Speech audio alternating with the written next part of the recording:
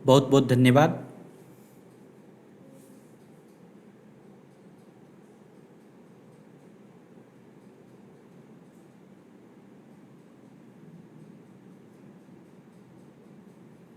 कल हम लोगों ने बात किया था 5 आसन के बारे में, और ये प्रसिद्ध आसन है 5। सबसे पहला पद्मासन है, दूसरा जो है वो स्वस्तिक आसन है। हमने कल बताया था कि कैसे हम बैठते हैं, और यह पावर पॉइंट प्रेजेंटेशन आपके हमारे सोशल मीडिया पर शेयर है, आप ले सकते हैं, वहाँ से डाउनलोड कर सकते हैं।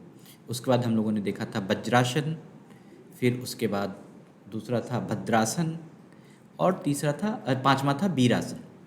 तो ये जो वीरासन है, भद्रासन है, वज्रासन है, स्वस्तिक आसन है और पद्मासन है, ये 5 प्रसिद्ध आसन हैं। ऐसे तो आसन अनेक प्रकार के होते हैं, और उनमें से आत्म संयम चाहने वाले जो व्यक्ति हैं, जिसको आत्म संयम मतलब कि हम आत्मा पर हमें संयम प्राप्त हो, तो उसके लिए सिद्धासन, जो आपको मैं यहाँ पर है नहीं, तो सिद्धासन के बारे में मैं बताऊंगा। लेकिन यहाँ पर पद्मासन है, मैं एक बार फिर से इसको निकालता हूँ। आप देखेंगे कि यहाँ पर पद्मासन है। पद्मासन जो है ये बहुत ही उच्च कोटि का आसन है। इसमें आपको बहुत ही आत्मसंयम मिलता है। और उसके बाद जो स्वस्तिक आसन है, यह भी बहुत ही उच्च कोटि का आसन है। और सिद्धासन के बारे में हम लोग एक दिन पूरे 10 मिनट का चर्चा करेंगे सचेतन में। ये 3 जो उपयोगी आसन हैं बहुत ही उपयोगी हैं, सिद्धासन, पद्मासन और स्वस्तिक आसन, जिससे कि हमें आत्मसंयम प्राप्ति होता है। इनमें से आप कोई भी आसन कर सकते हैं, किसी भी तरीके का आसन कर सकते हैं। जो 5 आसन मैंने दिखाया, इसमें कोई भी आसन कर सकते हैं। लेकिन इसमें सबसे इम्पॉर्टेंट जो है, जो मेरुदंड है, जो आपका स्पाइनल कॉर्ड है, उसकी स्थिति बहुत ही इम्पॉर्टेंट है। अगर आपको उसमें कोई प्रॉब्लम है या कोई कष्ट हो रहा है, या हेलो, मेरी आवाज़ आ रही है सर? यस यस ये सर। ठीक है।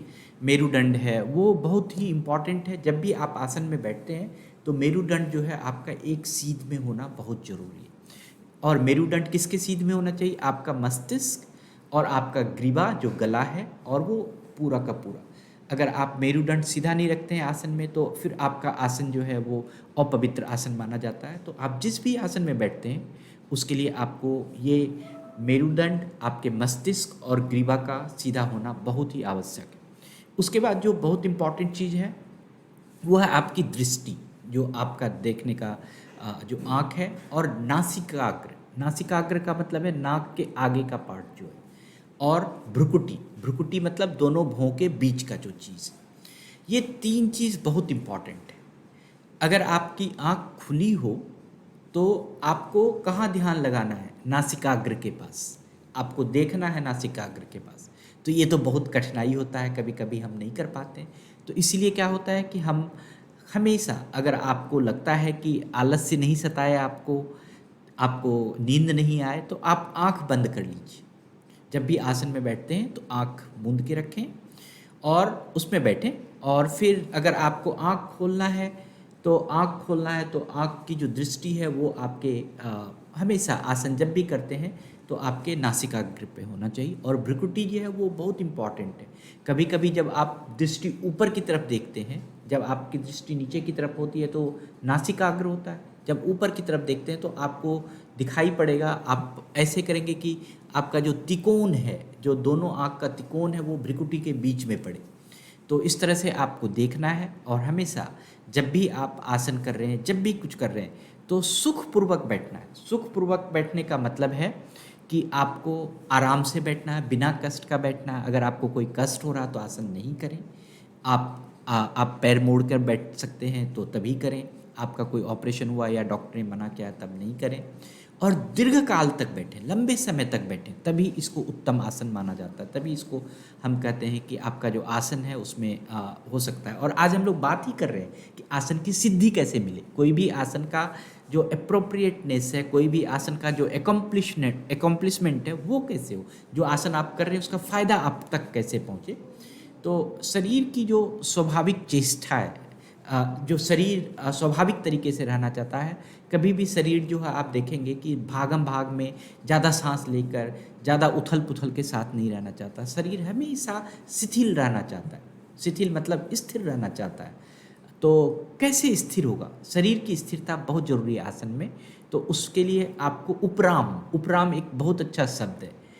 उपराम और उपराम, राम के का नाम है, भगवान का नाम है, इसमें बहुत बड़ी महिमा है। लेकिन उपराम में उपराम करना जो है वो बहुत उससे भी बड़ी महिमा है। उपराम का मतलब है कि आपको विषय, भोग, विरक्ति, विराग, मन में तन्मय नहीं होना, आपका निवृत्ति होना, आरोग होना, आराम होना, विश्राम होना, इसी को कहते हैं उपराम। मतलब एक स्थिरता की अवस्था जो है इसको कहते हैं उपराम। तो शरीर में शिथिलता हो और शिथिलता में उपराम भी हो, मतलब कि आपके दिमाग में भी कुछ नहीं चलता हो, आपको इन सब चीज़ों से भी छुटकारा मिला हो, विराग, विरक्ति, इन सब से छुटकारा मिला हुआ हो, तभी शरीर शिथिल रह सकता है। और एक कहते हैं अनंत परमात्मा में तन्मय होना। अनंत परमात्मा में तन्मय होना, जो भी आपके ईश्वर है, जहाँ भी आप जिसमें भी ध्यान लगाना चाहते हैं उसमें आपको घुलना चाहिए। जब भी आसन कर रहे हैं, जब भी ध्यान कर रहे हैं, तो आपका जब भी आप बैठें तो वो परमात्मा के साथ आपका मिलन बहुत ज़रूरी है, और तभी आसन सिद्ध हो सकता है। अगर आप शरीर में उथल पुथल है, उपराम की अवस्था नहीं है, या अनंत परमात्मा में आपका तन्मय नहीं हो पा रहा है, तो फिर यह आसन नहीं है कि हम बैठे यहाँ पर हैं, सोच कहीं और रहे हैं, उपराम हमारा कहीं और चल रहा है। हम अनंत परमात्मा में मिलाना है तो हम कहीं और किसी के साथ मिल रहे हैं, जिससे हमें पैसे लेने हैं उससे मिल रहे हैं, जिससे हमें कुछ काम करवाने हैं उससे मिल रहे हैं, किसी के साथ हमारा द्वेष है तो उससे मिल रहे हैं, किसी के साथ प्रेम है तो उससे मिल रहे हैं। तो ईश्वर के साथ प्रेम होना बहुत ज़रूरी है, तभी आसन की सिद्धि मिल सकती है।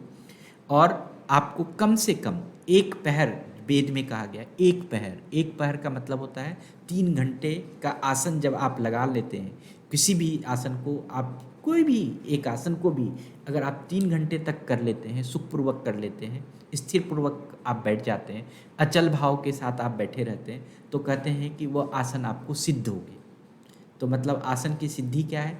ये आपको धीरे धीरे धीरे धीरे अगर आप करते रहें, आप इवन कि काम के समय में भी अगर उपराम की अवस्था है, शरीर शिथिल है, आपका ध्यान अगर आपके काम पे भी है या कुछ भी है, उस समय भी हम कह सकते हैं कि आप आसन में बैठे हैं। लेकिन ऐसा नहीं है कि आप वह आसन जो है कि हम मान लेंगे कि सिद्धि हो गया, या फिर आप कह रहे हैं कि मैं तो दिन भर ऐसे ही अवस्था में बैठा रहता हूँ तो हमारी तो आसन की सिद्धि हो गई, ऐसी बात नहीं। उसमें उपराम और अनंत परमात्मा में जो आपका तन्मय होना, मन का जो तन्मय होना, ये दोनों चीज़ इम्पॉर्टेंट है, तब आपको जो है आसन की सिद्धि होती है।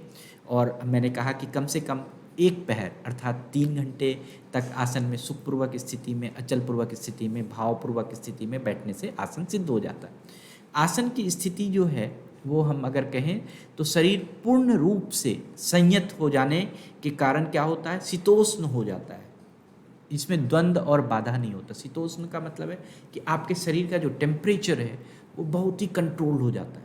आप देखेंगे कि ना शिथिल है ना बहुत ही हीट है, आप बड़े ही अच्छे से वो होगा। शरीर के विभिन्न स्वरूप के विनियोग हैं, जिसमें विनियोग और भाव प्रदर्शन है के अनुसार भी हम बात करेंगे इसमें कि हमारे शकल का भाव है, हमारे हाथ का भाव है, अब विनियोग है, इसके बारे में बात करेंगे। शरीर के द्वारा जो है हम कहेंगे कि मुख्यतः 3 क्रियाएं की जाती है।